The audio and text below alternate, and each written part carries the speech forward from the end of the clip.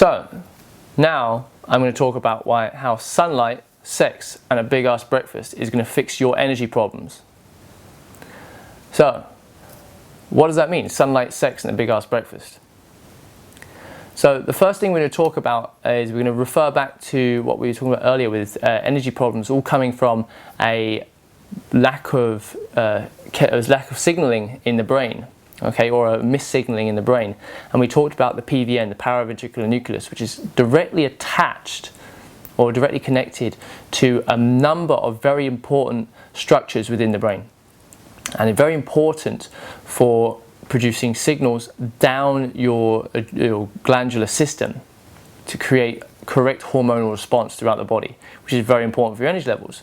But the PVN, more importantly, is the only part of the brain that has a direct connection in input and output through the parasympathetic and sympathetic nervous system, meaning it has direct effect of the autonomic fight or flight response and the digestive response of the system. And it's connected through the vagus nerve, going all the way down to the base of the colon. So it's constantly looking at energy in, energy out, digestion, fight or flight response, stress hormones, growth hormones, all these sorts of things. It's all controlling these elements. So once you stop getting an apt amount of nutrients or signals to that area of the brain, it starts to try and balance the body out by sending signals to the other glandular systems to sort of compensate. So what's very important for this system to work properly is a correct level, an optimum level of cortisol, particularly in the mornings, and also something else called progesterone. Now, progesterone has a precursor and cortisol has a precursor called pregnenolone. But what happens is when you're in a stress response, all the pregnenolone goes to cortisol. This is a basic biochemistry of how the adrenal glands will produce cortisol or any other steroidic hormones. So when we look at these responses, we've got to look at how they stay in balance and how they become off kilter. But what's very important about setting your cortisol to the right level in the mornings is about seeing sunlight first thing in the morning. If you wake up, you go see sunlight for a couple of minutes.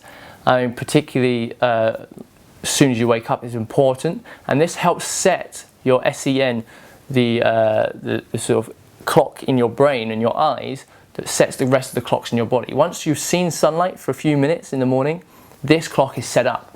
Now what's really important about fixing the connections between the PVN, and the rest of those structures within the brain is about releasing oxytocin. Oxytocin is released by the PVN, and that helps the body release a ton of antioxidants up into the system to repair those connective tissues and repair the connections between those structures. So oxytocin, one of the best ways to release oxytocin is an orgasm. So it doesn't matter too much how you get that orgasm, but it's a very cool way of releasing a nice dose of oxytocin in the morning straight after you've seen that sunlight. So this comes back to the whole concept of sunlight and sex. But now why breakfast? Now a lot of people talk about sort of intermittent fasting and all these other things, which they often end up skipping breakfast. But breakfast is the most important meal of the day. I don't understand why anyone ever skips breakfast. It's incredibly important to set your leptin response. And leptin is the most important hormone of all when it comes to managing your energy levels within every single cell of your body. In fact, it goes as far as to say that leptin is possibly the most important hormone to do with energy altogether. If you have poor leptin signaling, so leptin resistance or leptin oversensitivity, you're going to have poor energy levels. This is just how it's going to be. So setting up your leptin response properly by having a big breakfast in the morning is going to be massively important. Mainly proteins and fats, because this is going to set the correct cascade of neurotransmitters being set throughout the day. And it's going to set up how you're going to react to everything else. So big protein fats breakfast first thing in the morning straight away is going to be massively important for setting that leptin response. And if we come back to the intermittent fasting slightly, because I left that a bit open, if you're going to do intermittent fasting, I would suggest doing it one of two ways.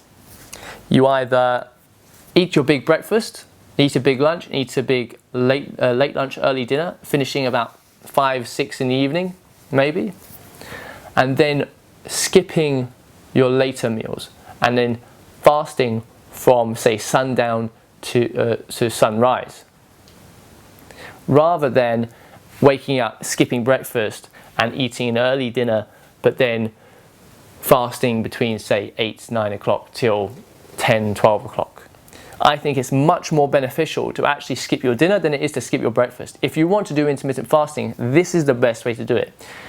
And the reason why people do intermittent fasting, and the reason why people promote this as a health benefit, is it causes autophagy. And autophagy is basically the cleaning response within your cells. And there's two reasons why your cells do this. They do this because there's too much clutter, or they do this because they need energy because there's not enough energy coming in. So it's very important that we get very important that we do have autophagy, because this is very important for cleaning up the messy cells, and often the body won't do this until it really needs to. But if you have the right chemical balance within your system, it'll always do it when it needs to, and it'll always be fine. But if you want to force autophagy to happen, which is been proven to show many great health benefits, then intermittent fasting is a really good way to do this. But I would always suggest that you do it by skipping dinner and not breakfast. Otherwise, you're actually setting yourself up for biomechanical failure of leptin, which, like I said, is the most important hormonal response when it comes to energy balance within your body. So, just to finish off, start every morning with some sunshine, some sex, and a big ass breakfast. If you want to do intermittent fasting, make sure you skip dinner. Follow these few simple steps and you will guaranteed have much better energy levels throughout your day.